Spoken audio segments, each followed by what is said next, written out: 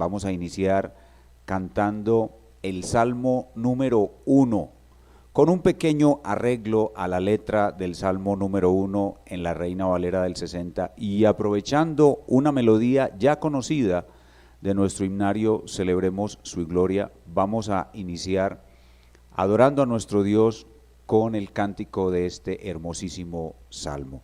Allá en sus casas los invitamos a prestar atención al cántico y vamos a ir aprendiéndolos poco a poco para poderlos cantar en el día del Señor. Vamos entonces con el Salmo número 1, para la gloria de nuestro Dios.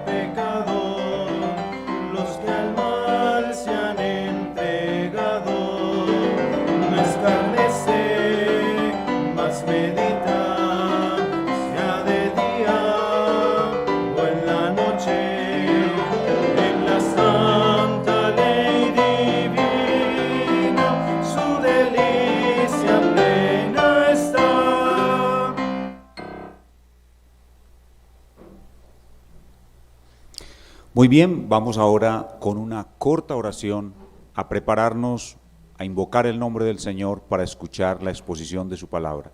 Allí en sus casas les invito a inclinar sus rostros y acompañarme en una corta oración. Señor Dios nuestro, grande y todopoderoso Creador, tú nos hiciste y no nosotros a nosotros mismos. Tú nos redimiste y no nosotros a nosotros mismos. Y hasta aquí nos has traído con tu grandísimo amor, con tu gran misericordia, hasta este día del Señor, para que nosotros pudiéramos hacer lo más importante que puede hacer un ser humano, que es adorarte.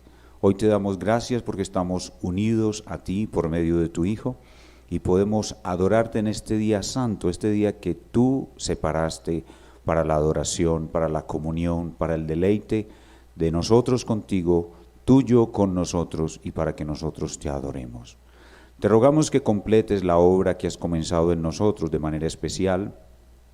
Te rogamos que nos perfecciones, que nos ayudes a avanzar, a dejar la inmadurez, a crecer. Sabemos que tú nos has hecho parte de una nueva humanidad y que esa nueva humanidad debe ser un reino de amor y de unidad. Nosotros necesitamos mucho más tu evangelio para crecer en amor y unidad. Y por eso te rogamos que esta mañana, mientras escuchamos la exposición de tu palabra, tanto en la clase bíblica como en la predicación del culto de adoración, nuestras almas sean transformadas y nuestro corazón sea librado del orgullo y llenado de amor, y nos lleves a vivir una experiencia de unidad, porque la nueva humanidad debe vivir en unidad para que el mundo sepa que tú enviaste a tu Hijo, el Señor Jesús. Ayúdanos pues en esta mañana, te rogamos, abre nuestros oídos a la predicación de la palabra, ayuda al hermano que está exponiéndola y bendice a tu iglesia sobre toda la faz de la tierra en estos tiempos de prueba, en estos tiempos de plaga, de pandemia sobre toda la humanidad. Nos ponemos en tus manos, en el nombre del Señor Jesucristo. Amén. Muy bien, los invito a abrir sus Biblias en la primera carta del apóstol Pablo a los Corintios en su capítulo 1. Estamos exponiendo consecutivamente, capítulo por capítulo, esta maravillosa carta. Y hoy nos corresponde del capítulo 1, los versículos 10 al 17. Primera a los Corintios capítulo 1, versículos 10 al 17. Así dice el Señor: Os ruego pues, hermanos, por el nombre de nuestro Señor Jesucristo, que habléis todos una misma cosa y que no haya entre vosotros divisiones, sino que estéis perfectamente unidos en una misma mente y en un mismo parecer. Porque he sido informado acerca de vosotros, hermanos míos, por los de Cloé, que hay entre vosotros contiendas. Quiero decir que cada uno de vosotros dice: yo soy de Pablo, y yo de Apolos, y yo de Cefas, y yo de Cristo. ¿Acaso está dividido Cristo? ¿Fue crucificado Pablo por vosotros? ¿O fuisteis bautizados en el nombre de Pablo? Doy gracias a Dios de que a ninguno de vosotros he bautizado, sino a Crispo y a Gallo, para que ninguno diga que fuisteis bautizados en mi nombre. También bauticé a la familia de Estéfanas. De los demás, no sé si he bautizado a algún otro, pues no me envió Cristo a bautizar, sino a predicar el Evangelio, no con sabiduría de palabras, para que no se haga vana la cruz de Cristo. El contexto de nuestro pasaje es la cultura greco-romana de la cual vienen estos corintios, amante de la sabiduría mundana o filosofía y su retórica, es decir, el uso de palabras muy elocuentes, muy refinadas, como diríamos hoy, palabras descrestadoras. Pero también hace parte del contexto la inmadurez prolongada en la cual estaban estos corintios. Por falta de su entrega total al Señor, estos hermanos estaban llenos de orgullo. Todavía eran verdaderos creyentes, pero estaban todavía llenos de orgullo y querían sobresalir los unos sobre los otros. Todavía tenían mucha mundanalidad y aún querían agradar a los hombres, y todo eso causaba los muchos problemas que se describen en esta carta. Pero también, como vimos en la clase anterior, hace parte del contexto de este pasaje la seguridad de salvación que Pablo certificó que tenían estos corintios entre los versículos 4 al 9 de este mismo capítulo. Recordemos un poco de ese elemento contextual leyendo de nuevo el verso 9. Dice: fiel es Dios, por el cual fuisteis llamados a la comunión con su Hijo Jesucristo, nuestro Señor. Ya que ustedes están unidos a Cristo, como están unidos a Cristo inseparablemente, ustedes también tienen que estar unidos entre ustedes. Deben corregir toda inmadurez, todo orgullo que los lleva a los problemas que hoy tienen como iglesia. Ese es el contexto de nuestro pasaje, esos tres elementos. Y la primera manifestación de inmadurez en esta iglesia es la presencia de divisiones. Y esa es la primera sección de la carta, que va entre el 1:10 al 4:21. Y Pablo se ocupa de corregir esas divisiones en esta primera parte. Podemos comenzar diciendo que todo cristiano inmaduro tiende a causar divisiones en la iglesia, así sea sin proponérselo. Aún sin la intención de hacerlo, el cristiano inmaduro puede causar en cualquier momento una división. Y ese es el tema de toda la sección entre el 1:10 y 4:21. Hoy veremos solamente esta primera parte. El tema es corrigiendo las divisiones en la iglesia local. Y el título que le hemos puesto a nuestro mensaje en el día de hoy es Cismáticos en recuperación. La palabra cisma significa división. Cismáticos en recuperación. La palabra clave es la palabra división. Y nos muestra el Espíritu Santo 3 pensamientos profundos sobre el problema de las divisiones en la iglesia. Lo primero es la orden de cesar las divisiones, que está en el verso 10. Lo segundo es la seguridad que Pablo tenía de que había divisiones en la iglesia, en el verso 11. Y lo tercero, las razones para cesar esas divisiones, en los versos 12 al 17. Son 3 pensamientos básicos sobre este problema: la orden, la seguridad y las razones por las cuales se debe cesar las divisiones en la iglesia. Este pasaje fue escrito en el siglo I, pero orgullo y divisiones hay en las iglesias de todos los siglos, así que en el siglo XXI nosotros necesitamos esta palabra de Dios también. Comencemos con la orden de cesar las divisiones en la iglesia, versículo 10. Os ruego pues, hermanos, por el nombre de nuestro Señor Jesucristo, que habléis todos una misma cosa, y que no haya entre vosotros divisiones, sino que estéis perfectamente unidos en una misma mente y en un mismo parecer. Pablo comienza con un ruego, es un ruego, dice, os ruego, pero usa su autoridad apostólica en el nombre de nuestro Señor Jesucristo. Así que, aunque está envuelto en palabras de rogativa, realmente es una orden, solo que está dada como se la daría un padre amoroso a su hijo que está pecando, que está desobedeciéndolo. Pero en última instancia es una orden. No haya más divisiones en la iglesia, dice el texto, que habléis todos una misma cosa y que no haya entre vosotros divisiones, no haya divisiones. Hay que aclarar qué tipo de divisiones se estaban presentando en la iglesia de Corinto. No había herejes que estuvieran enseñando en contra de la sana doctrina y estuvieran dividiendo la iglesia. No era ese tipo de divisiones. No había un lobo desnudo que estuviera enseñando contra las verdades esenciales, ni había un lobo vestido de oveja que estuviera omitiendo algo del consejo de Dios o después de un tiempo cambiando sus posiciones doctrinarias para atraer discípulos hacia él mismo y dividir la iglesia. No era esa clase de divisiones.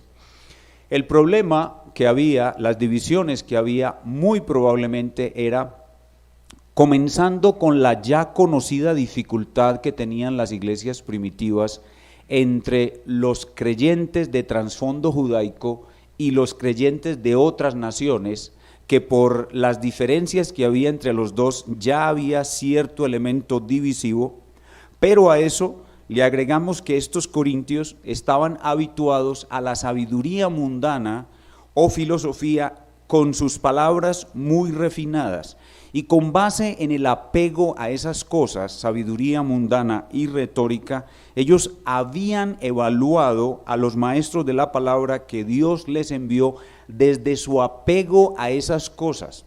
Y muy probablemente mirando la personalidad de cada uno de sus maestros, esos maestros, al ser evaluados así por ellos en su infancia, en su inmadurez, había un maestro que les causaba más atractivo que otro, había un maestro que les inspiraba más afecto que otro, e inmediatamente se afiliaban con él. yo soy de Pablo, el fundador de esta iglesia. Yo soy de Apolos, el que tiene mejor retórica. Yo soy de Pedro, la roca.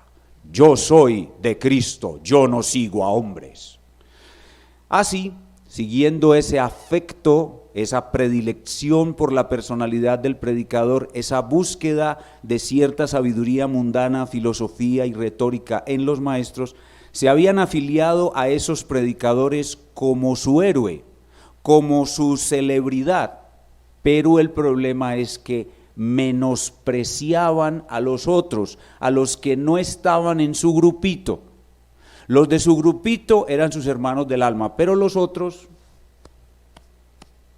los menospreciaban. Y eso es una falta muy grave en la iglesia de Cristo, porque la nueva humanidad es un reino de amor y de unidad. Y cuando tú le quitas el afecto a otro hermano, rompes la unidad. Y eso es grave, y eso es orgullo, y el orgullo es la causa principal de todas las divisiones. Era totalmente inaceptable que en el reino de Cristo se presentaran estas cosas, porque en el reino de Cristo cada uno tiene su propio don de Dios, y lo importante es que lo ponga al servicio de los demás, no importando que un hermano sea más inteligente que otro, o su personalidad sea más atractiva que otra. Y no se puede establecer un sistema de comparaciones o competencias en el reino de Cristo, porque todos servimos al mismo Señor. Y por eso Pablo les dice, que habléis todos una misma cosa. Esa expresión, que habléis todos una misma cosa, aquí en el verso 10, no significa que todos tenemos que tener una uniformidad total en el lenguaje. No, ese que habléis todos una misma cosa es que aprendan a ser aliados, que aprendan a estar en armonía y que se estimen mutuamente, que se sientan miembros de una misma familia con un mismo Padre y un mismo Señor. Termina diciendo el versículo, una misma mente y un mismo parecer. Repito, no se trata de una división por doctrina, era más bien una división afectiva, era una incapacidad de verse como parte de una familia, como parte de un mismo equipo, de no tener competencias entre ellos, sino tener un mismo propósito. Y ellos habían fracasado en ello porque lo que buscaban, y eso se ve en otras secciones de la carta, es verse en superiores a los otros. Así que afiliarse a cierto maestro que tenía ciertas características que lo hacía parecer superior, los hacía sentir superiores también a ellos. Esa es la verdadera división que había aquí. No es entonces un problema de doctrina. Entonces Pablo da esta orden y la da, cesen las divisiones, porque él está seguro de que habían divisiones de ese tipo en la iglesia de Corinto. Eso nos lleva a nuestro segundo pensamiento sobre el asunto, y es la seguridad de que hay divisiones. Veamos el verso 11. Porque he sido informado acerca de vosotros, hermanos míos, por los de Cloé, que hay entre vosotros contiendas.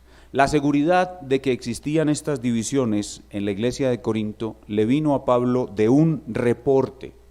Este reporte no fue un chisme, porque le fue dado a una persona con autoridad que puede cambiar la situación, y fue un reporte confirmado por 2 o 3 testigos de alta credibilidad.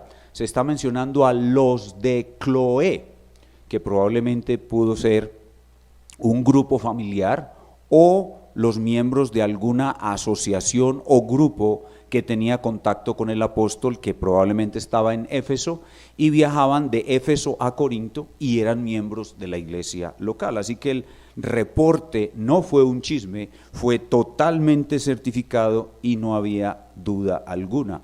Hay ese tipo de divisiones en la iglesia de Corinto, y de ahí viene la orden del apóstol: cesen esas divisiones.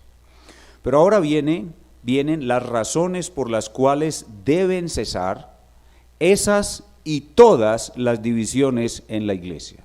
En esta clase daremos solo 2 razones y las demás se irán mostrando a medida que se desarrolla toda la unidad de pensamiento. Ya vimos entonces, en primer lugar, la orden de cesar las divisiones. En segundo lugar, la seguridad de que hay divisiones en la iglesia de Corinto. Y ahora viene número 3, las razones para cesar esas divisiones. Básicamente hoy veremos 2 razones. La primera razón es que Cristo no está dividido. Y la segunda razón es que Cristo no exalta como ustedes la sabiduría mundana con su retórica. Por el contrario, la sabiduría mundana con su retórica y Cristo son enemigos. Cristo no exalta la sabiduría mundana con su retórica. Cristo y la sabiduría mundana con su retórica son enemigos. En primer lugar, veamos Cristo, primera razón, Cristo no está dividido. Versículos 12 y 13. Quiero decir que cada uno de vosotros dice, yo soy de Pablo, y yo de Apolos, y yo de Cefas, y yo de Cristo. ¿Acaso está dividido Cristo? ¿Fue crucificado Pablo por vosotros? ¿O fuisteis bautizados en el nombre de Pablo? La base del argumento del apóstol es muy clara. La exclusividad y unicidad de la persona y la obra de Cristo. Cristo no puede estar dividido. Los miembros del cuerpo de Cristo no pueden estar separados. No se puede dividir a Cristo, ni su persona, ni su obra. ¿Tiene Cristo más de una obra? ¿Tiene Cristo más de un mensaje? ¿Tiene Cristo más de una familia? ¿Tiene Cristo más de una esposa? No, Cristo es uno solo, su obra es una sola, su familia es una sola, sus miembros están todos pegados a su cuerpo, no se pueden separar, no se pueden dividir, por eso ellos no pueden llevar más que un solo nombre, el nombre de cristiano. No pueden llevar el nombre de Paulino, ni pueden llevar el nombre de Apolonio, ni pueden llevar el nombre de Petrino, deben llevar un solo nombre, porque Cristo es uno solo.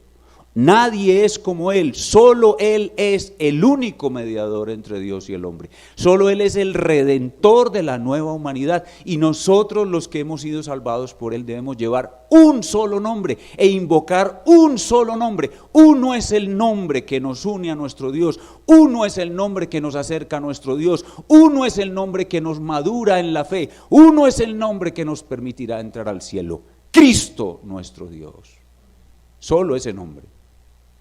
Ahora, los que decían en esta iglesia, yo soy de Cristo, no es que ellos estuvieran bien y los demás estuvieran mal, porque estaban usando el nombre correcto, no. Esos que decían, yo soy de Cristo, también estaban mal, porque ellos también menospreciaban a los otros y se creían superiores. Eran como las personas, los cristianos que hoy en día dicen, yo no sigo a hombres, yo solo sigo a Cristo. Y con esa frasecita rechazan el gobierno legítimamente constituido de la iglesia local. Es la misma actitud de soberbia e inmadurez. Y Pablo refuerza su argumento sobre la exclusividad y unicidad e indivisibilidad del cuerpo de Cristo, usando el símbolo de nuestra unión, de nuestra inmersión en Cristo. Hermanos, los creyentes hemos sido unidos a Cristo, si se quiere, hemos sido sumergidos en Cristo, los creyentes hemos sido encristados, y el símbolo de nuestra unión o inmersión o encristación, si se quiere, es nuestro bautismo, y por eso pues nosotros los bautistas creemos que el bautismo tiene que ser por inmersión. Entonces Pablo usa, para reforzar su argumento, este símbolo y el mal uso que están haciendo estos corintios de este símbolo. Usa la corrección de este error del uso malo del bautismo con cierta ironía.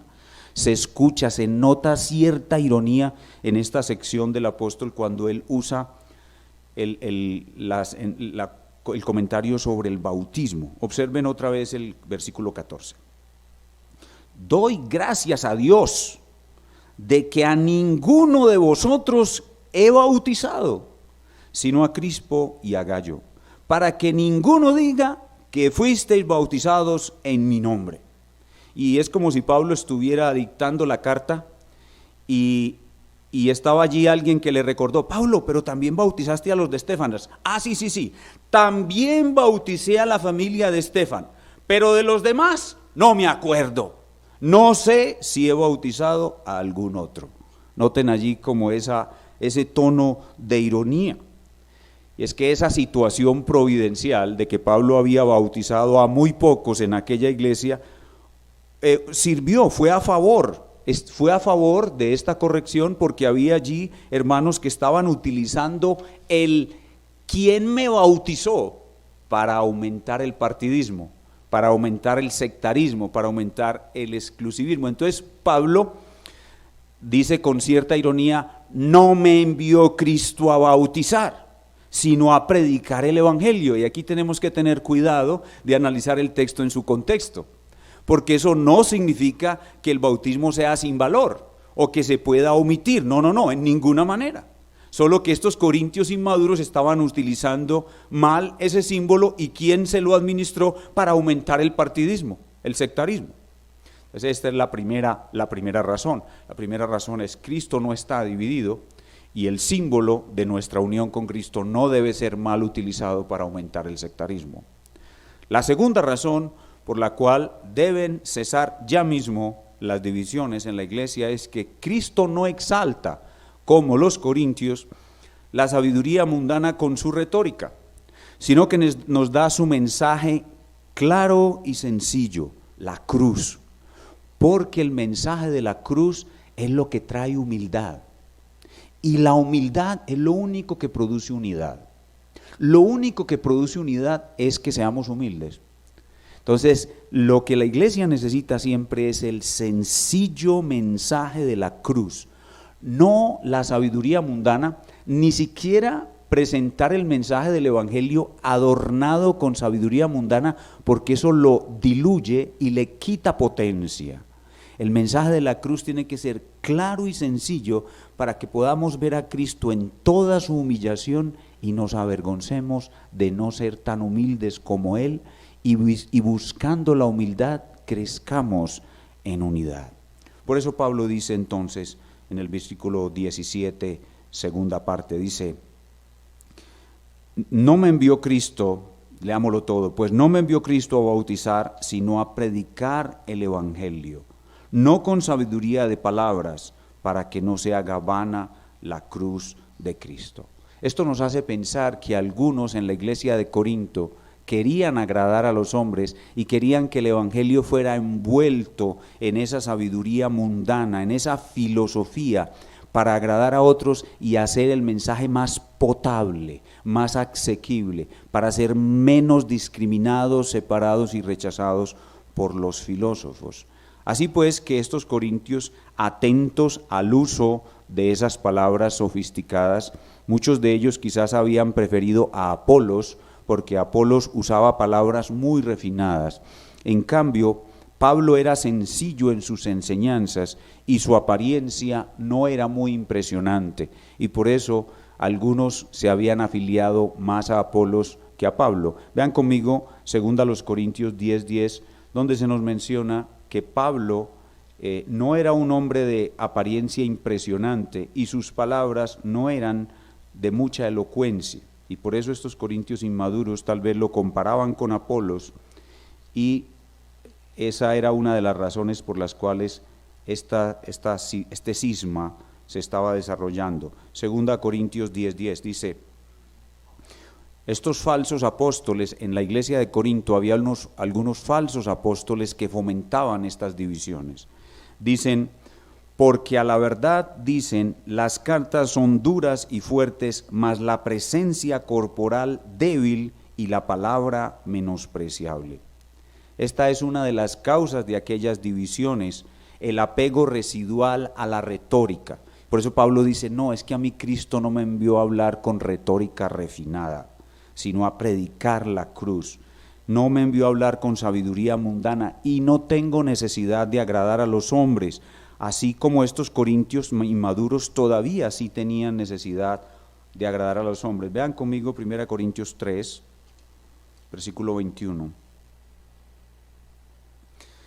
Dice, así que ninguno se gloríe en los hombres, porque todo es vuestro. O sea que ellos sí acostumbraban gloriarse en los hombres, agradar a los hombres. Además, ellos no habían entendido la verdadera condición de los apóstoles, a quienes Cristo no ha exaltado aún. Entonces, ¿cómo iban ellos a exaltarlos? Formando partidos a partir de ellos. Vean conmigo 4:9. Porque según pienso, Dios nos ha exhibido a nosotros los apóstoles como postreros, como a sentenciados a muerte, pues hemos llegado a ser espectáculo al mundo, a los ángeles y a los hombres. Y el verso 13, nos difaman y rogamos, hemos venido a ser hasta ahora como la escoria del mundo, el desecho de todos. Así pues que todo esto contribuía a que estos corintios se dividieran. El deseo de que el evangelio fuera presentado de manera más parecida a la filosofía, el hábito que tenían de gloriarse en los hombres, de darle gloria a los hombres, el no entendimiento de que los apóstoles aún no estaban exaltados, todo esto producía esta división en la iglesia de Corinto. Y por eso Pablo defiende a partir de aquí, lo vamos a ver en la siguiente enseñanza, que la predicación pura y sencilla de la cruz es la que produce unidad, porque trae humildad al creyente que la escucha. Así que para crear y mantener la unidad se requiere ver a Cristo humillado, ver a Cristo humilde, para nosotros reconocer que somos muy orgullosos, que no somos humildes como Él, y buscando esa humildad podamos mantener la unidad que hay en la iglesia. Por eso dice Pablo,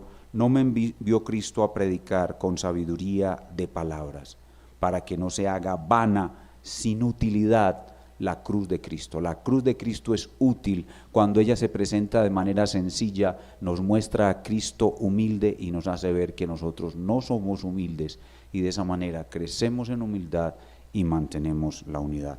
Hay otras razones por las cuales deben cesar las divisiones, hay otras razones por las cuales se causó esta división, pero van a ser expuestas a lo largo del pasaje.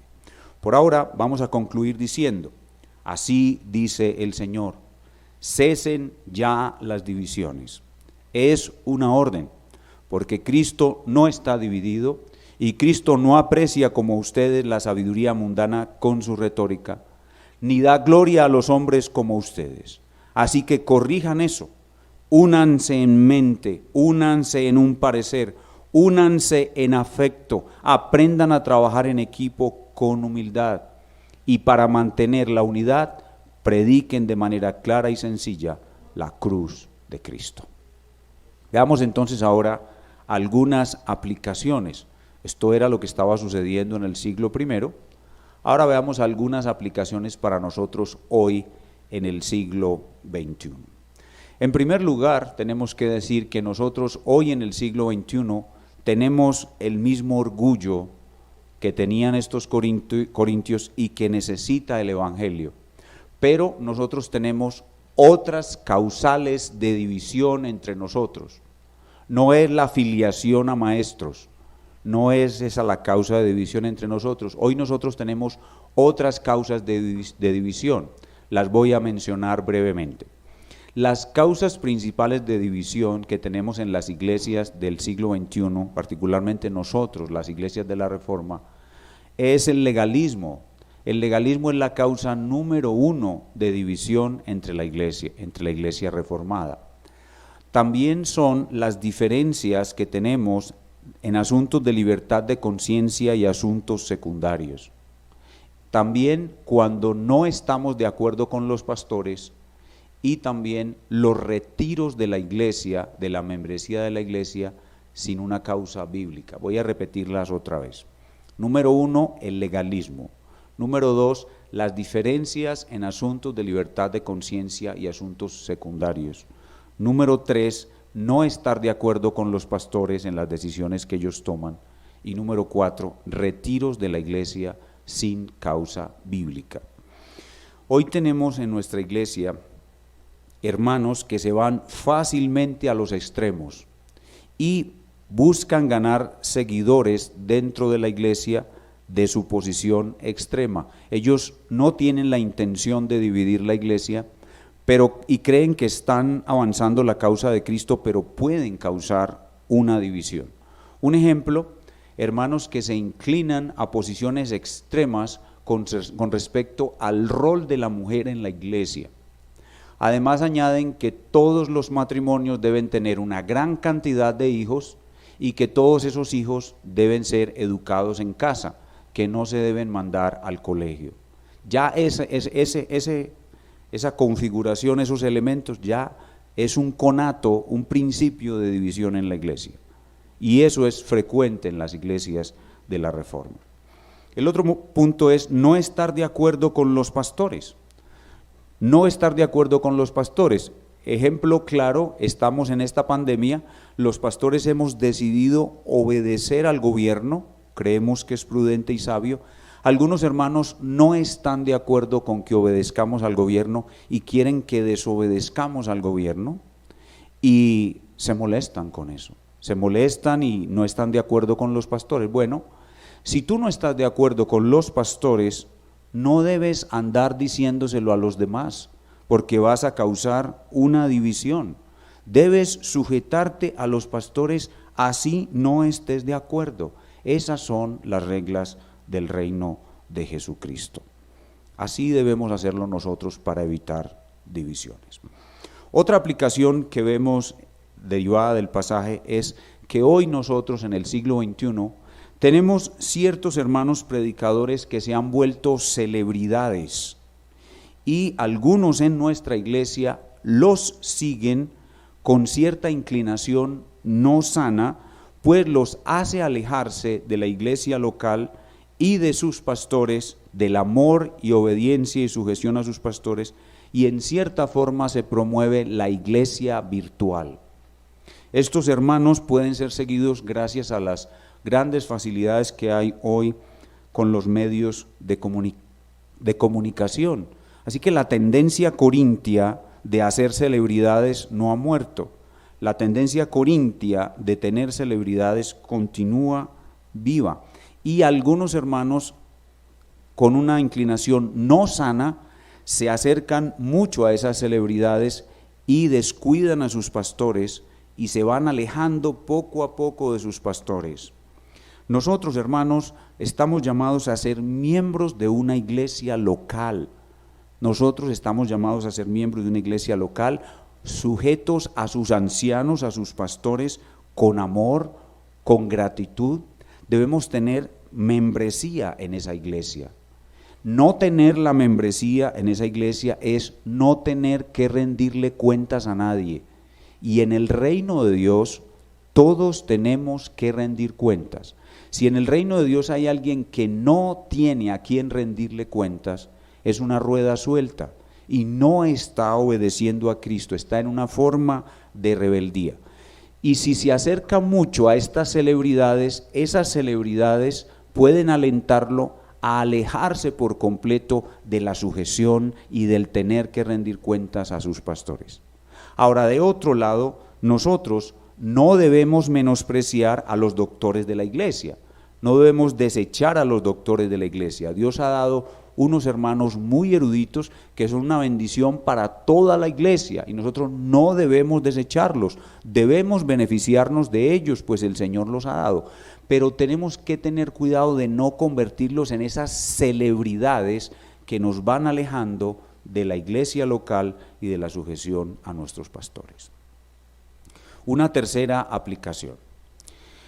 Hoy en el siglo XXI también cada miembro de la iglesia debe reportar toda acción divisiva que observe en la iglesia o todo pecado que observe en la iglesia.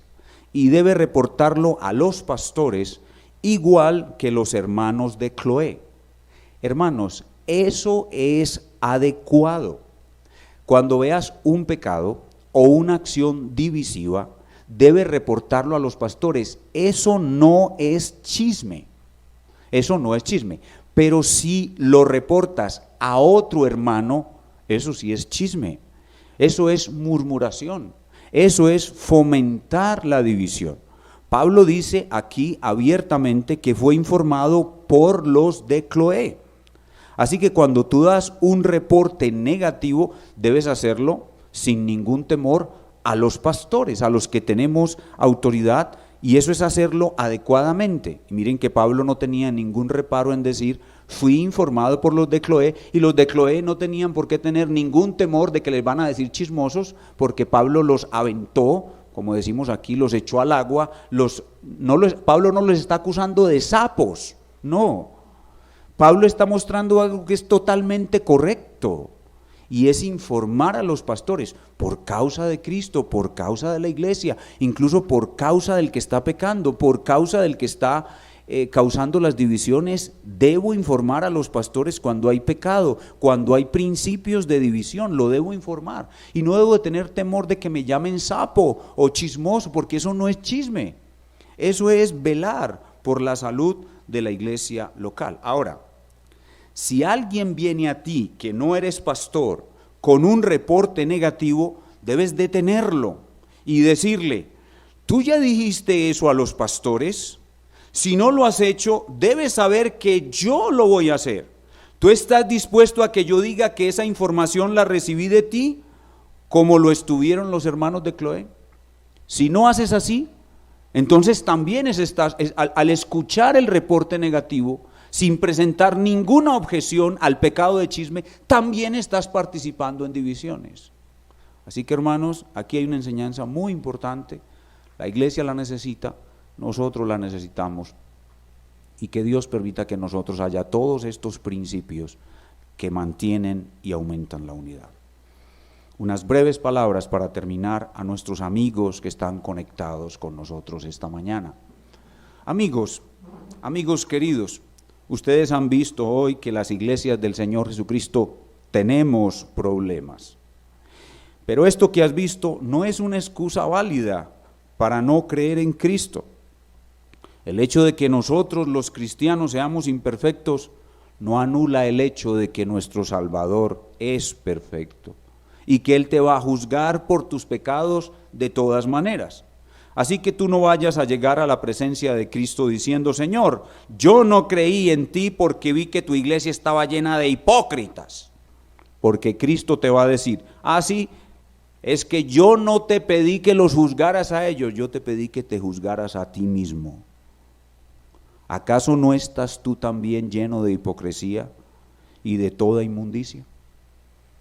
Y Cristo te dirá, apártate de mí, hacedor de maldad, y te arrojará al fuego eterno. Amigo querido, que no te pase eso. Es nuestra oración, que tú puedas ver que tú también estás cargado de inmundicias, de orgullo. El orgullo que vimos hoy en los creyentes de Corinto está en tu corazón arraigado, y ese orgullo y todas tus otras inmundicias te arrojarán al infierno, a no ser que puedas ver a Cristo muriendo en la cruz. Mira a Cristo crucificado, el puro, inocente, muriendo por los impuros y sucios como un sustituto, para limpiarnos de sus pecados, para salvarnos perfectamente, para llevarnos a Dios. Mira la cruz, observa la cruz, detente en la cruz y mira al justo muriendo por los injustos, y uno de esos injustos puede ser tú. Ven a Cristo, mi amigo, arrepiéntete de tu pecado y mira en la cruz al único que puede darte salvación, a Cristo Jesús nuestro Rey. Que el Señor te conceda hoy tu salvación, y a nosotros como iglesia entender que solo la humildad de Cristo puede hacer que en nosotros permanezca el amor y la unidad. Vamos a inclinar nuestro rostro y a orar al Señor. Espíritu Santo del Dios Trino, te damos muchas gracias por la palabra de Dios. Ella es árbol de vida para todos los que de ella echamos mano. y somos bienaventurados todos aquellos los que la retenemos. Hoy hemos aprendido que nuestro orgullo puede causar divisiones en nuestra iglesia, y nosotros rogamos que tú, Espíritu Santo, nos dejes ver a Cristo, su cruz, su evangelio puro, para limpiar nuestros corazones de ese orgullo y generar en medio de nosotros una unidad familiar, un amor, un afecto grande entre nosotros, para que el mundo sepa que tú eres el gran restaurador. Porque cuando el mundo ve que en nosotros hay unidad, el mundo entiende que tú eres el gran restaurador, que tú eres el principio integrador de todas las cosas, que tú eres el que hace que un padre y un hijo estén unidos, que tú eres el que hace que un esposo y una esposa estén unidos, que cuando el esposo y la esposa están separados es porque han quitado su mirada de Cristo, porque tú, Señor Jesús, eres el principio integrador de todas las cosas, el que haces que los miembros de una iglesia permanezcan unidos. Quita todo orgullo, toda soberbia entre nosotros, toda causa de división. Haz que el corazón del hermano pueda amar al hermano al cual le ha quitado su afecto. Haz que todos nos amemos con el amor con que tú nos has amado, porque ese es tu gran mandamiento, que nos amemos como tú nos has amado. Ayúdanos pues, Señor, a medida que vamos avanzando en la carta a los Corintios, haz de nosotros esa nueva humanidad que tiene unidad como las tres personas de la Trinidad. Te lo suplicamos en el nombre de Cristo. Amén.